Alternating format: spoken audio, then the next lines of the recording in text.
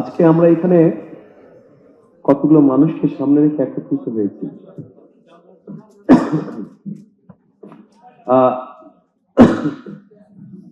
দুঃখজনক হলেও যে মানুষগুলোকে রেখে আর সামনে রেখে আমরা এখানে একত্রিত হয়েছি, দুঃখজনক হলেও আমাদের সমাজ ব্যবস্থা এখনো এইরকম মানুষ যারা আছে, আমাদের মধ্যে একটা টেন্ডেন্সি আছে যে এই মানুষগুলোকে একটু আমরা ঘরের ভিতরে রেখে দিই, তাদেরকে আমরা বের হতে দিই না। এরকম একটা মন মানসিকতা আমাদের দেশের সমাজ ব্যবস্থা এখনো রয়ে গিয়েছে।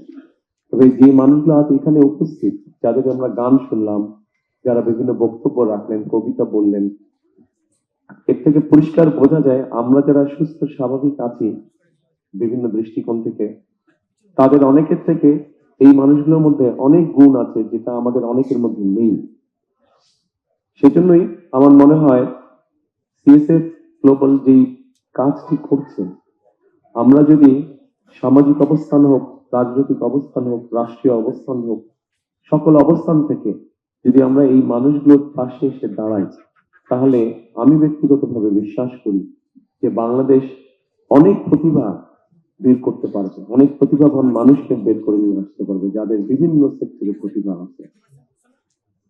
আমরা খুব যে বেশি কিছু করা প্রয়োজন তা না, শুধু এই মানুষগুলোকে একটু সুযোগ করে দেওয়া, যাতে তারা দুনিয়ার আলো বাতাসে আমাদের আর 10 জনের মতনই স্বাভাবিকভাবে কম বেশি চলাফেরা করতে পারে। খুব বেশি কিছু করার নাই, অন্তত মিনিমাম একটা কিছু ব্যবস্থা করা, যাতে করে এই মানুষগুলো তাদের নিজেকে এক্সপ্রেস করতে পারে, যে যেভাবে এক্সপ্রেস করার কথা সেভাবে এক্সপ্রেস করতে পারে, সেই অপরচুনিটি, সেই সুযোগটা তাদেরকে তৈরি করে দেয়। কারণ তারাও মানুষ, তারা আমাদের বাইরে না, তারা আমাদের ভিতরে, তারা আমাদেরই অংশ।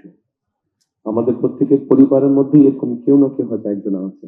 সেই জন্যই আমাদের আসুন, আজকে এই অনুষ্ঠান যারা দেখছেন, আমাদের সকলের মনের মধ্যে আমরা একটি শপথ নেই বা প্রতিজ্ঞা করি যে আগামী দিনগুলো, আজকের পর থেকে আগামী দিনগুলোতে এই ধরনের মানুষ যারা আছে, প্রতিবন্ধী মানুষ যারা আছে, আমাদের আশেপাশে যারা আছে, আমরা যে যার অবস্থান থেকে যতটুকু সম্ভব তাদের পাশে এসে দাঁড়াই, তাদেরকে আমরা সহযোগিতা করি।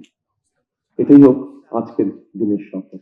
এবং পরিশেষে আবারও যে মানুষগুলো আমাদেরকে গান শোনালো, যে মানুষগুলো কষ্ট করে উপহার তৈরি করে নিয়ে এসছে আমার জন্য এবং ডক্টর জুবাইদার জন্য, তাদেরকে আমি আন্তরিকভাবে ধন্যবাদ দিই।